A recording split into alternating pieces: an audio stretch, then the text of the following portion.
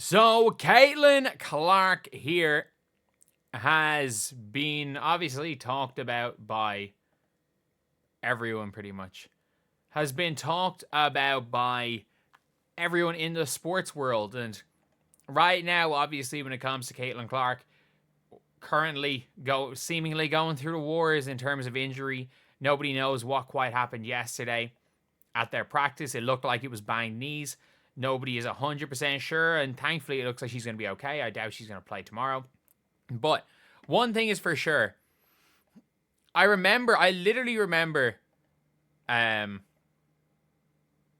I made, obviously seeing stuff, but I made the video yesterday, and I was talking about how, players are, players that want to be the best invite the pressure.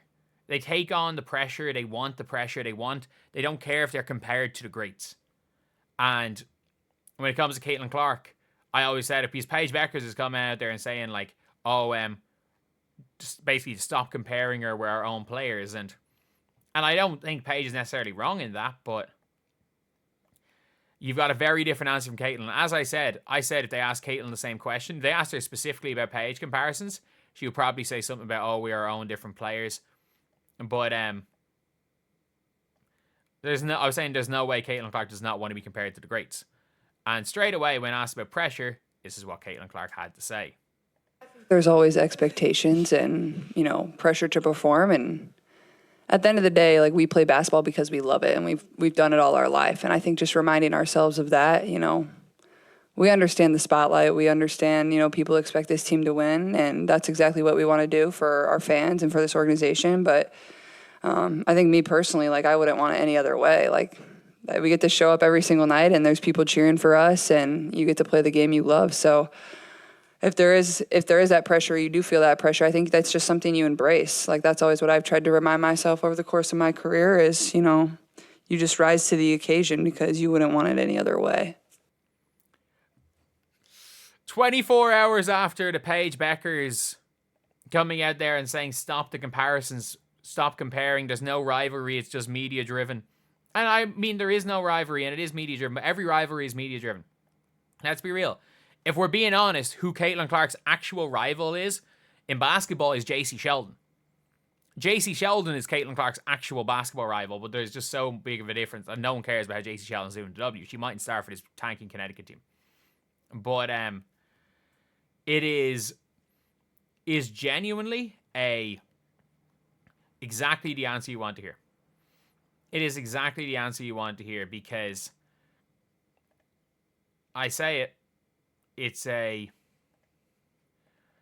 you want your players to want to go out there and compete?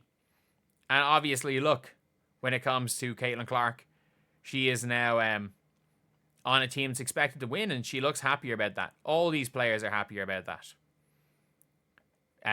That they're looking to win. Because some players want the pressure, some players want the smoke, some players want the comparisons. Your Jordans did. Michael Jordan did. If you ever heard Michael Jordan, he talked about how he wanted, in that first finals, specifically, he wanted to beat Magic. He wanted to be seen as on the same level as the Magics and the Larry Birds. And by the end of his career, he was seen at a higher level. You've got Michael Jordan LeBron James, who chased Jordan from the second he stepped foot in the NBA. That was his goal, was to chase Jordan. And whether you believe he eclipsed Jordan or not, he's without question got closer than anyone else has. Kobe Bryant wanted to emulate Jordan and wanted to be seen as better than Jordan. These players take on those comparisons. These players take on that pressure. Kobe Bryant wanted to be he wanted to be better than Jordan from the second they came up against each other. And I understand Caitlin and Paige are the same age. But you would hope from Paige's perspective, because yes, there is no ifs, ands, or buts about it. Caitlin Clark has usurped Paige Bueckers as by far the best player in that draft class. And if anything, Paige Bueckers is probably not even the second best player in that high school recruiting class. Maybe not even the third best player.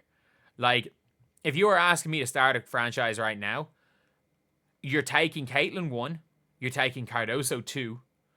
I don't know about Cam Brink, because pre-injury you're taking Cam Brink higher in the pecking order than Paige. And we'll see this season, but based on what we've seen so far, I would probably say you take Angel Reese as well, because of the motor that she plays at. And look, you can criticize Angel Reese all you want. You cannot criticize her motor. You cannot criticize how hard she plays.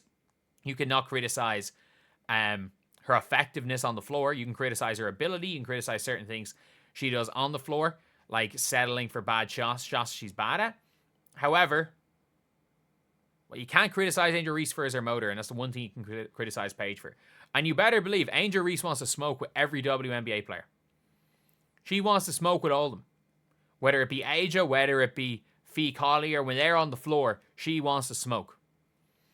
Caitlin Clark, she wouldn't have it any other way. Caitlin Clark wants the pressure. She invites the pressure. She invites all this stuff. Wouldn't have it any other way.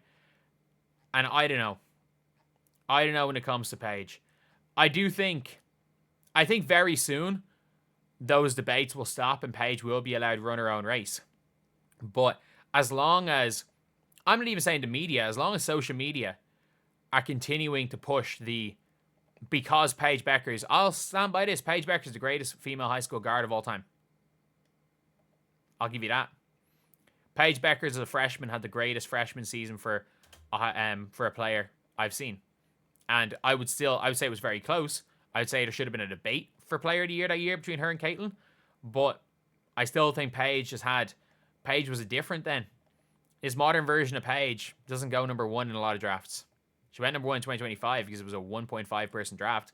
And in hindsight might prove to be bad if Malonga can come in and average 7 points per game as a rookie. That's all Malonga needs to average for that to be seen. But yeah. It is great to see Caitlin still wanting that smoke. It's great to see the attitude Caitlin Clark has. And to be honest, I don't think anyone would have expected anything different from Caitlin. I don't think anyone would have seen her going at it about it in any other way. No one would have expected her to go about things in any other way. So yeah, that's pretty much it, lads. That is pretty much it. What do you guys think in the comment section below? And Caitlin probably does see what's in the media. She seems like the type of person like Michael Jordan that would see something written in the media and just say, use that as fuel. She's probably using this Nike thing as fuel. She's probably using it all as fuel. And there's one player, again, that can deal with the pressure. It is her. And in fairness, that 2020 draft class, like, again, when it comes to dealing with pressure, there's no ifs, ands, or buts about it. Angel Reese is very good at that as well. And in terms of like stepping up, there are a lot of players as well that can go and do that in the WNBA. But anyway, yeah, that is the video. Let me know what you guys think in the comment section below. And as always, thank you guys for watching. Please like, comment, and subscribe.